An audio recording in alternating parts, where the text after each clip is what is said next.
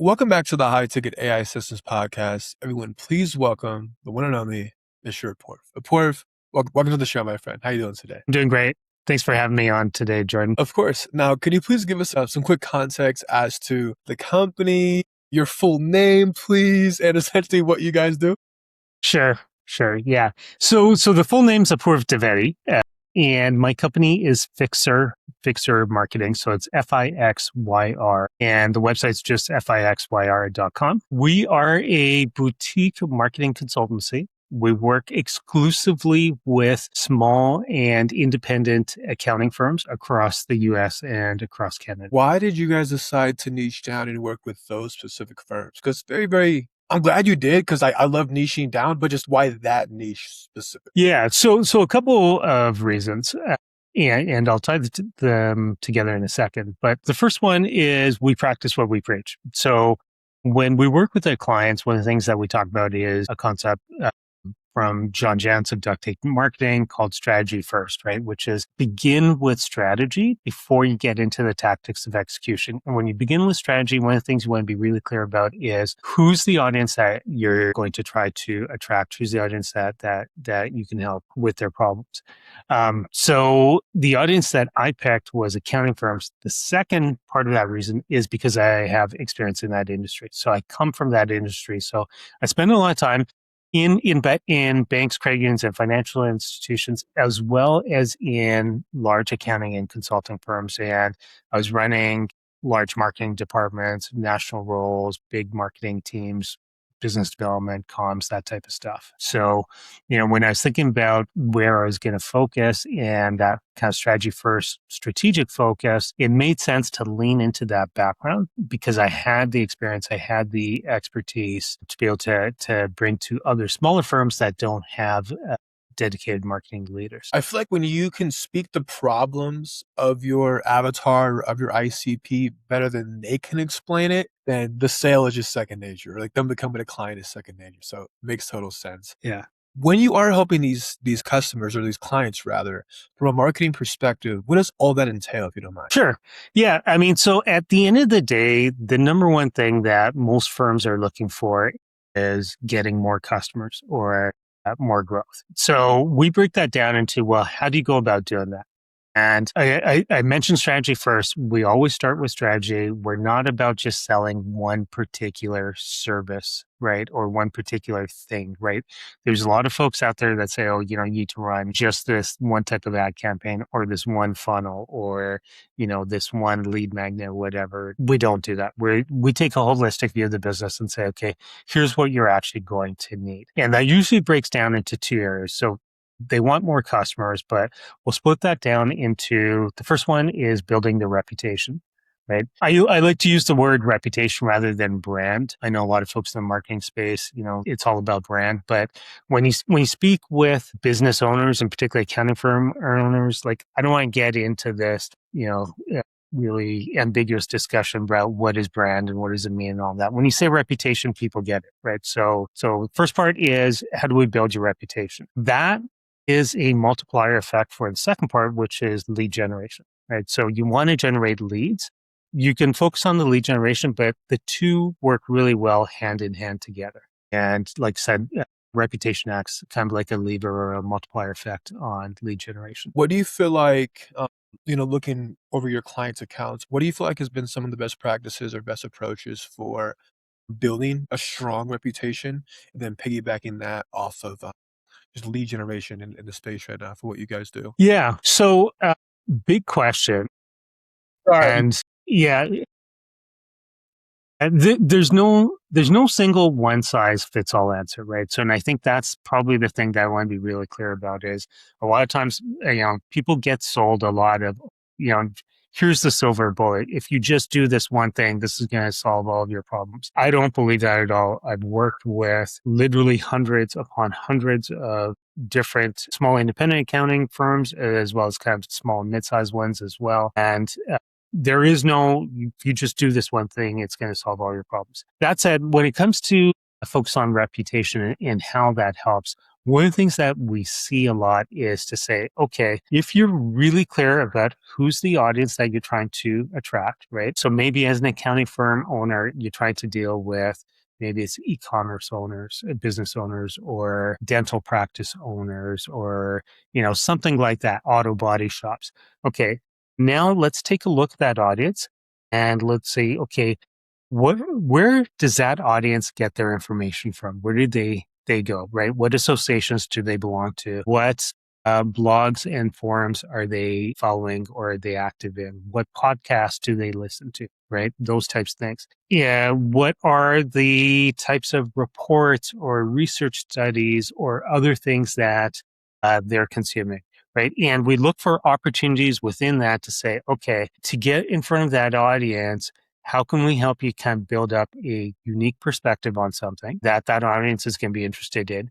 Then let's go and let's place it in all of those places where that audience is listening to, right? So first of all, what is going to be that focus, right? What's something that you can take out there and be known for, right? And then second of all, how do we get you in front of all these places? And it could be things like speaking opportunities. It could be podcast guest appearances. It could be joint collaborations with other folks that also work in that industry, right? So there's a variety of different things that you can do there. Sure, there's also stuff like social media and websites and YouTube and video and all that. That is all part of it, but the next step above it is, okay, rather than waiting for people to come to you, how do you go to where they are, right? To start capturing their attention. So once you start doing that, and that takes time, this not like quick fix solutions, right? This is stuff that in some cases can take multiple years, right?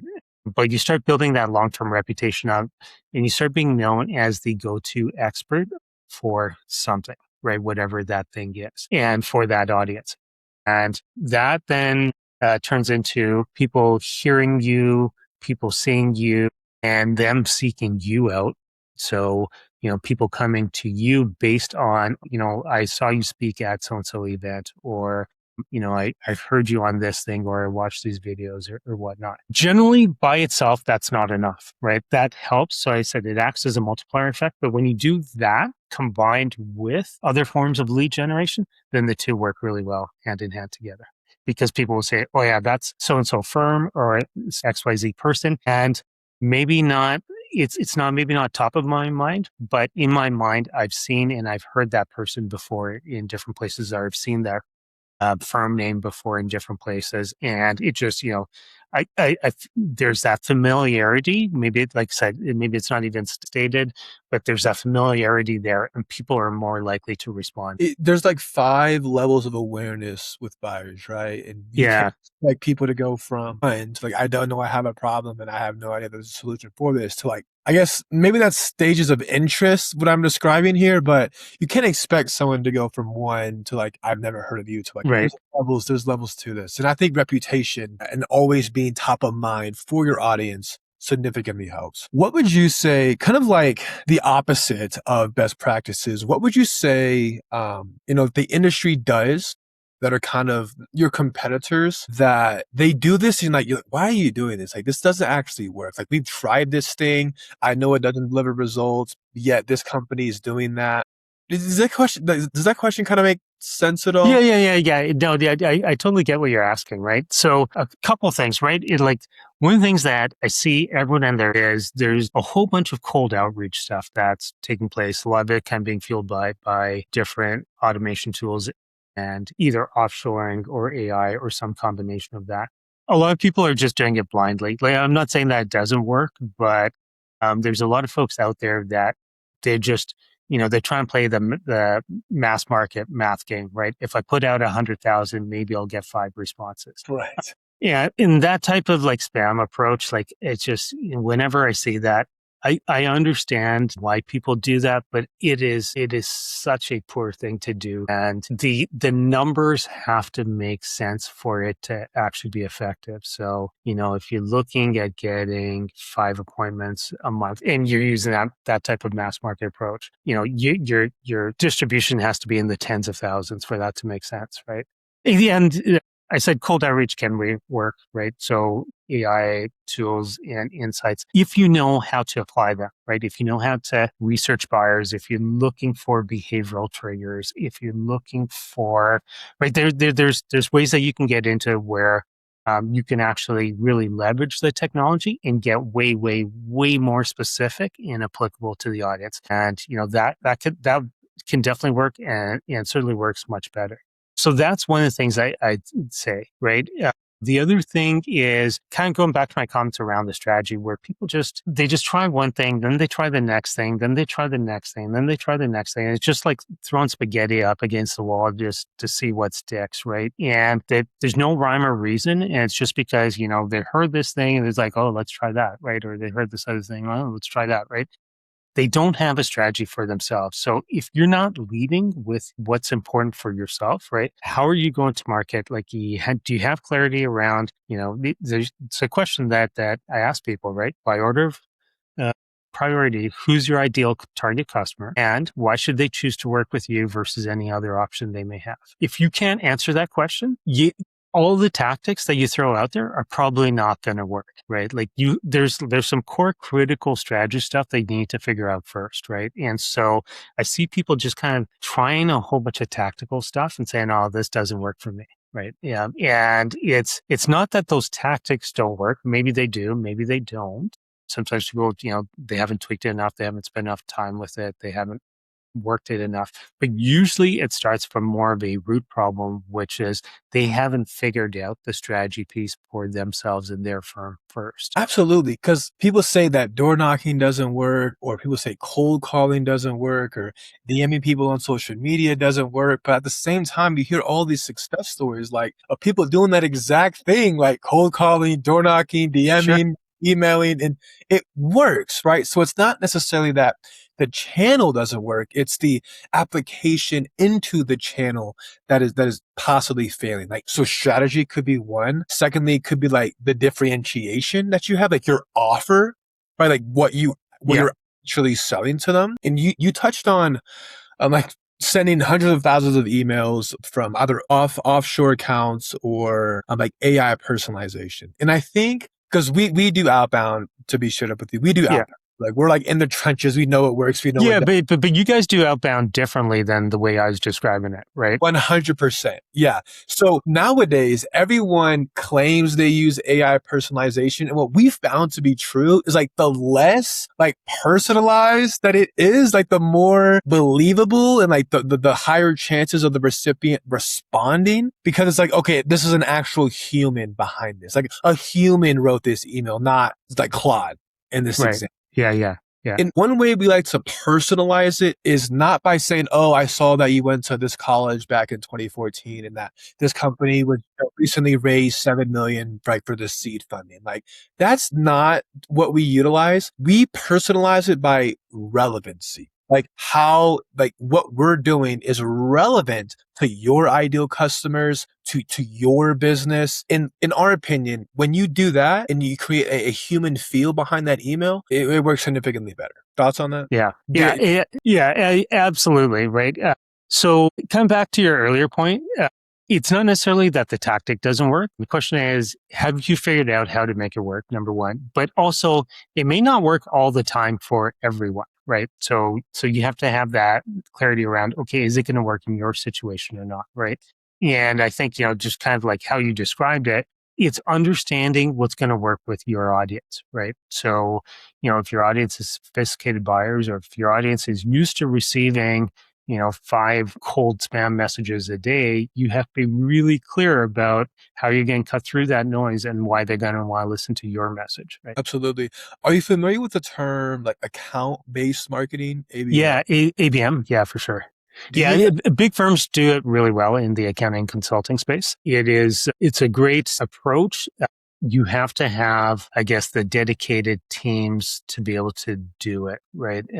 Is kind of what I've seen, the challenges that smaller firms run into. Yeah, because sales cycles are like what, 12, 24, 36 months sometimes. Like, man, like you have to really Yeah. be dedicated. But it also makes sense, well, kind of makes sense if like the LTV or that ACV for that one client is like seven figures. Yeah. I'm willing to wait 24 months to land seven figures, like whatever. Sure. Yeah. And in the accounting and consulting space, you certainly see that with, for example, like audit engagements. And you see that with some of the bigger ticket, what we call advisory services. So what are called compliance services in the accounting world. So, everyone needs to file their taxes. You're not going to spend, 3 years tracking someone down for a tax return, right? Like a basic tax return. It just doesn't make economic sense, right? But there are absolutely places where it does make a lot of sense, and the lifetime value too, like you said, right? So there's one-off engagements versus there's the type of thing that customers come back to over and over again.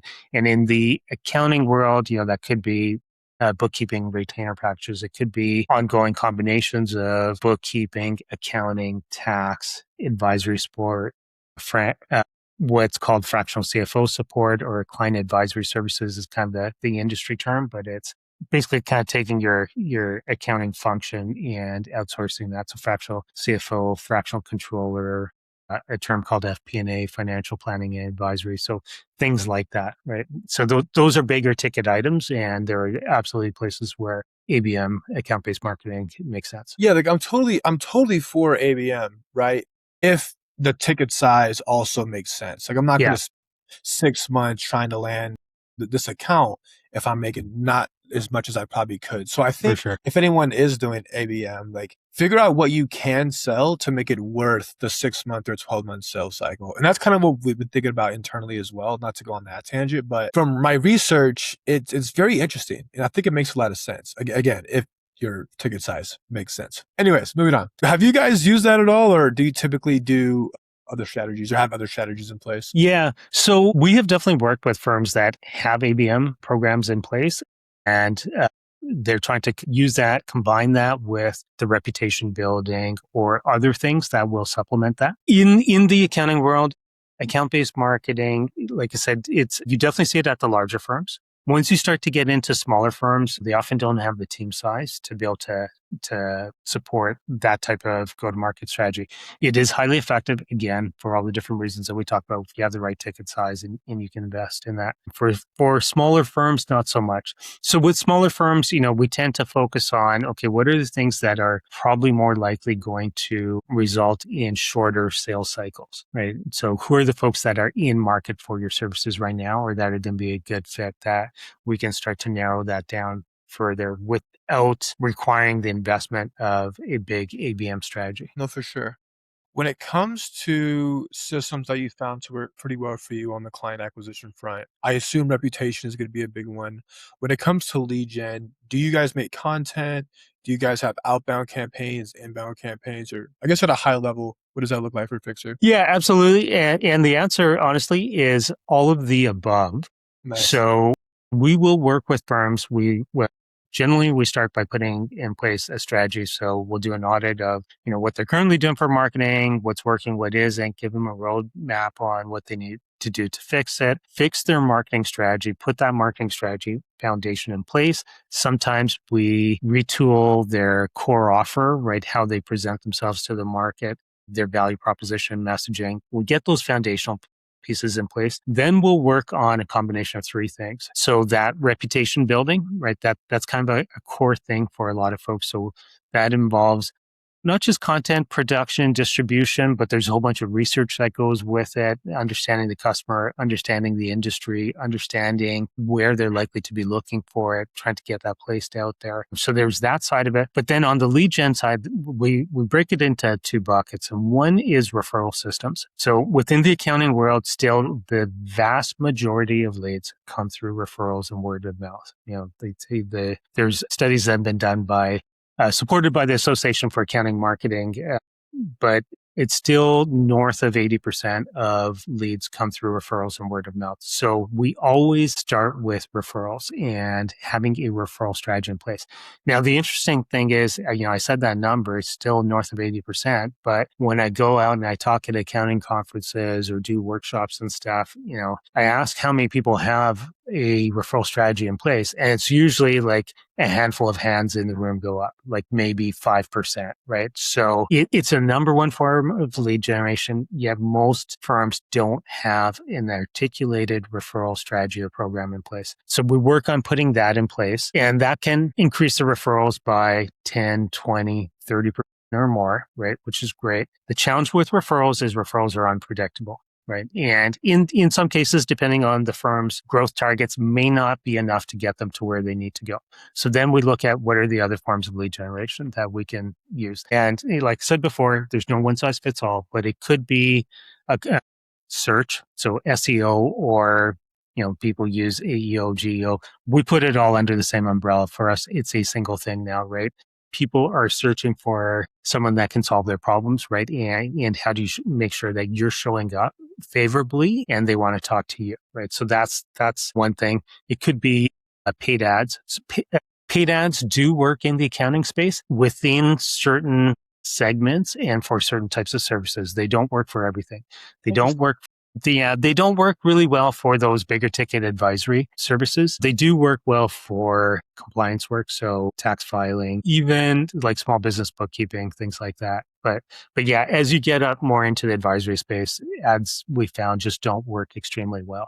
Outbound, we have done outbound programs working with firms that are doing it in a very specialized and specific way. Again, it's not for everyone, so it kind of depends on whether it's a fit for that firm and the audience that they're trying to reach, and if the numbers make sense. And there'll be other things that we do as well, right? So we've done variations of ABM using outsourced teams to help put that together and run it.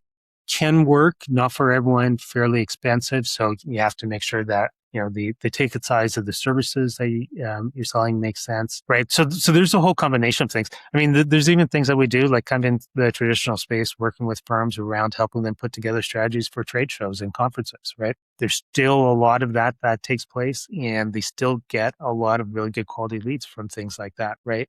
Direct mail, like actual physical mail, right? Still works, right? Again, not for everyone, depends on the situation and the math, right? So we look at all the different available options and we say, okay, what are the things that are the best fit for you? Let's focus on the things that you can use that will supplement your referral strategy, that will supplement your reputation building, and put that in place and help you then optimize it from there. Because referral strategies, if you don't mind, if you don't mind. Sure. Yeah. What would one be? Because I think, like you said, from overall all industries, like referrals enroll into one services like 80% or higher, because that trust just transfers from the referee who sent it over. Yeah. And like you just said, new business is 80% plus from referrals. So I imagine you have pretty good strategies, or at least one decent strategy that you're willing to share at a high level. Yeah. So when people think referral programs, sometimes their mind automatically goes to, here's a referral code, and if you pass this on, then you get a certain percentage. That's not what we're talking about. What we're talking about is usually more, how can you find the people that are working with your target customers and make sure they understand who you are, they understand your services, they see you favorably, so that when they're talking to the customer, they can say, you need to go talk to XYZ accounting firm, right? And a good example would be someone like a bank or a commercial lender or someone in that space. They're working with an end customer, a small business owner, and often they'll say, okay, you need to clean up your books, right? We can't lend to you, or we can only lend to you under these conditions, but if you clean up your books, then the situation may change, and go talk to this firm over here. They do a great job, right? They can help do that for you. That's one example, right? And then, we put in place like the whole program to identify like, okay, who are those other business advisors, banks, lawyers, insurance brokers, software vendors, different folks like that are out there. Then how can you build relationships with them? How can you actually do it in a way that's going to be mutually beneficial? So they want to actually work with you. They're not just sending you referrals, but you're sending them referrals as well, right? So you create reciprocity. That's one side of it. We also take a look at, okay, how can you generate more referrals from your existing customers, right? What are the different types of things that you can put in place with your existing customer base so they start recommending you to their peers, other businesses they know? There's also other things like for example, even like your staff, right? Like what are different types of policies or programs you can put in place with your firm and your staff to give them incentives so that when they're out in community and they're talking to folks, they're thinking of, okay, here's an opportunity to generate a referral for the business. It's fairly comprehensive, but it's essentially, there's nothing really that's like rocket science here, right? But it's making sure that you've thought through it, that you work through the pieces for your firm, you've articulated it, and you actually have a program that you're putting in place that you follow, right? Well, that's kind of I think what you said is priceless. It's not rocket science. It's really just taking the time and thinking about everything from A to Z. Like actually thinking about it from a strategic point of view, saying how can we make the most of this? And maybe people just want to prioritize other activities in the business, or maybe they don't think that it's worth it, so they don't prioritize it. But I love how you broke that down. Like it's not rocket science, but we just do it strategically. I We do it strategically, and we try to bring some discipline to it as well, right? That's the other thing, right? And that's a tough one, right? And I always give the analogy of something like fitness or weight loss, right? Everyone wants to get healthy. Most of us want to lose weight, right? And it's one thing to go out there and find the information that says this is what you need to do, which is usually some combination of eat less or don't eat junk and exercise more, be more active. That's great. And there might be some nuances to that, right? There's different types of programs and et cetera. But you still have the discipline, have to have the discipline to actually put it in place and do it, right? And so, that's the other thing, right? Is we also we work with firms to make sure that they have that accountability, that they are taking actions every week, every month to put their plan in place. Because that's another thing that we see with a lot of marketing and sales and BD programs is a lot of firms will want to just outsource it completely. And they're like, okay, well, you just take care of that for me. I'm just like, I wish I could, but it's not that simple. Like you have to have some skin in the game. You have to have the discipline to be able to actually execute this. We can put all the pieces in place, but you have to help us to be successful, right? You're gonna meet us halfway for sure. Yeah, yeah, Yeah, I kind of have a strategic pricing question. Don't go sure. into specifics, please. But when you're thinking about onboarding a client, do you do per hour or do you charge based on terms, like a 4-month pilot program all the way up to like a 12-month program? Because I imagine, and like you said earlier, you're taking a holistic point of view with these businesses. And when you do that, I mean, you can't really do a lot in like 30 days, you know? Yeah.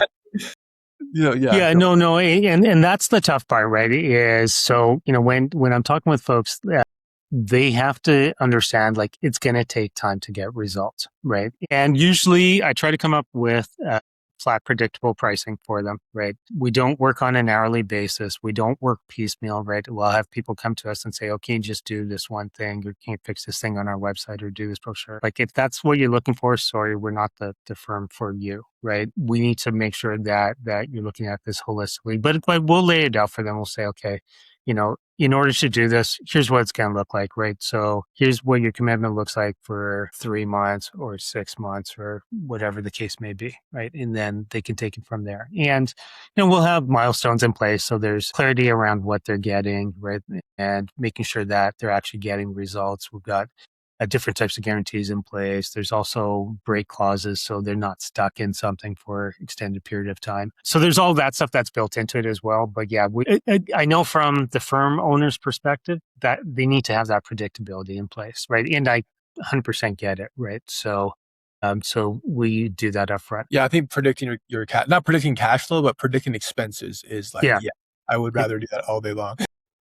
Yeah. What's my investment going to be? What am I going to get out of it? Right. For sure. And then I would love to end on a high note. Let's imagine that it's 12 months into the future. What is one thing that you accomplished non-negotiable? That I've accomplished. Or you, the company, like you or like the company together. Yeah. Yeah. So one of the things that we're working on right now is around the AI space and referrals.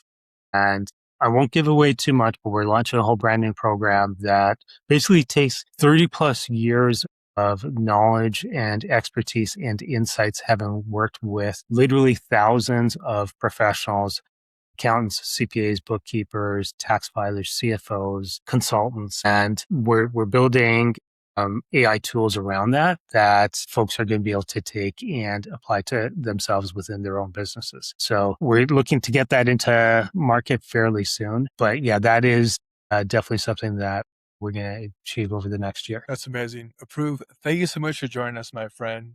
You're such a great guest. We'll have to be back on here in the next few months or so. But nonetheless, thanks for joining us, my man. It was fun. Thank you. Thanks for having me. Always a pleasure talking with you. You're a great host. It seems like we always have great conversations. Absolutely. Audience, thanks for tuning in.